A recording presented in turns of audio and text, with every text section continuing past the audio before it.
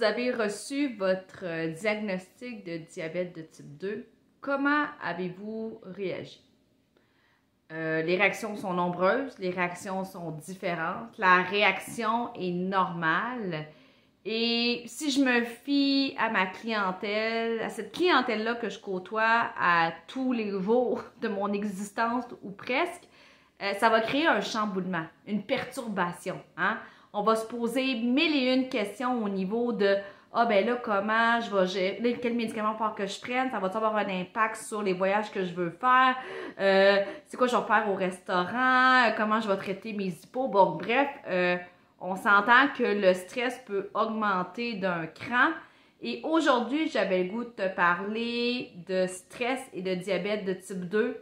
Je te parlais pas de bouffe aujourd'hui, mais je trouve qu'on n'en parle pas assez souvent de cette réalité-là.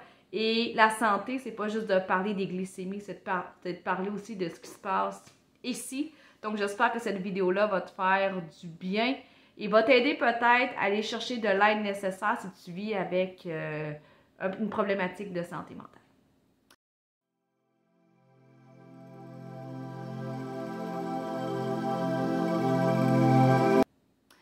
Mon nom, c'est Véronique Plante, je suis nutritionniste diététiste professionnelle spécialisée en prévention et en diabète de type 2. Moi, ma mission, c'est de t'aider, t'outiller, te faire réfléchir, te faire prendre conscience à quel point tes habitudes de vie influencent la gestion de ta maladie qui est le diabète de type 2. Aujourd'hui, on parle d'un sujet peu souvent abordé, qui peut paraître tabou, délicat, c'est-à-dire les problématiques de santé mentale en diabète de type 2. Je sais pas si tu le savais, mais les troubles anxieux sont présents. C'est 14% des personnes diabétiques de type 2 qui vont souffrir d'un trouble anxieux. La prévalence de la dépression est 2 fois plus élevée en diabète de type 2 que chez la population normale. Donc, c'est un sujet vraiment à ne pas négliger. Pour s'entendre à une chose, là, le stress est quelque chose de normal dans la vie. OK? C'est normal d'être stressé, c'est normal d'être déstabilisé à la suite d'une rencontre, à la suite d'une annonce d'une nouvelle maladie.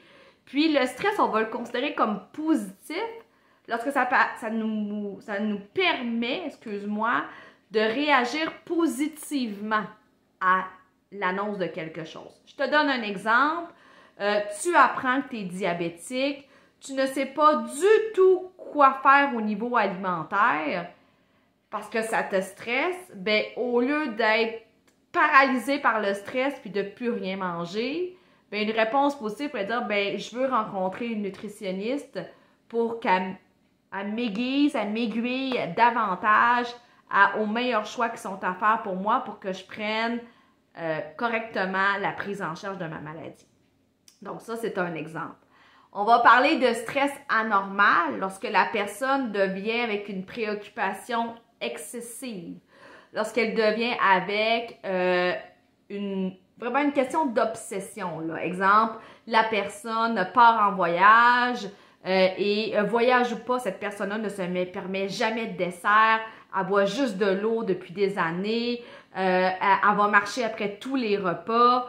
Donc, oui, c'est bien de faire ça, mais quand ça vient moduler toute la vie d'une personne et que tout tourne autour de ça, que ça affecte les relations personnelles, professionnelles, sociales, c'est là qu'il faut s'intriguer et se questionner davantage. Alors, donc, si tu es dans cette situation-là, je te recommande fortement d'aller consulter soit un médecin, soit un psychologue, d'aller chercher de l'aide thérapeutique aussi. Il n'y a pas de honte à ça.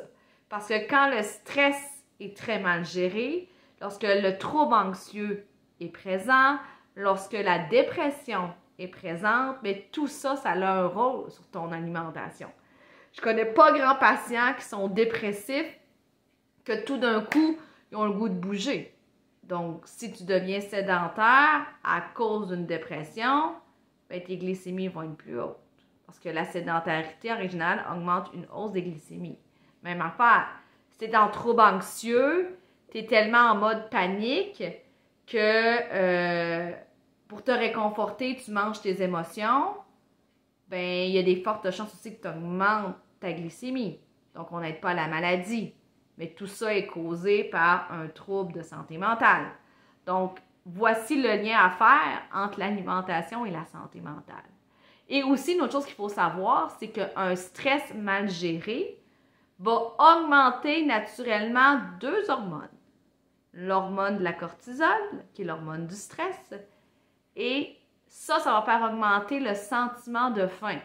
Donc, si on mange plus parce qu'on est stressé, on vient aussi nuire à notre gestion du diabète. Donc, comme je dis souvent à mes clients, tout est dans tout. Donc, cette vidéo se veut vraiment bienveillante. Le but, c'est pas d'être parfait, mais le but, c'est de voir, ben, est-ce que ma santé mentale se porte bien?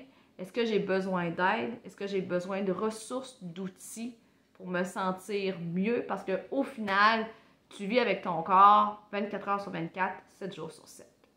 Donc, je te souhaite une semaine moins stressée ou une semaine plus zen ou une semaine où tu demandes de l'aide si c'est le cas qui t'interpelle aujourd'hui. Donc, comme à l'habitude, aime, partage, commente. Abonne-toi à ma chaîne YouTube si ce n'est pas déjà fait et on se reparle la semaine prochaine.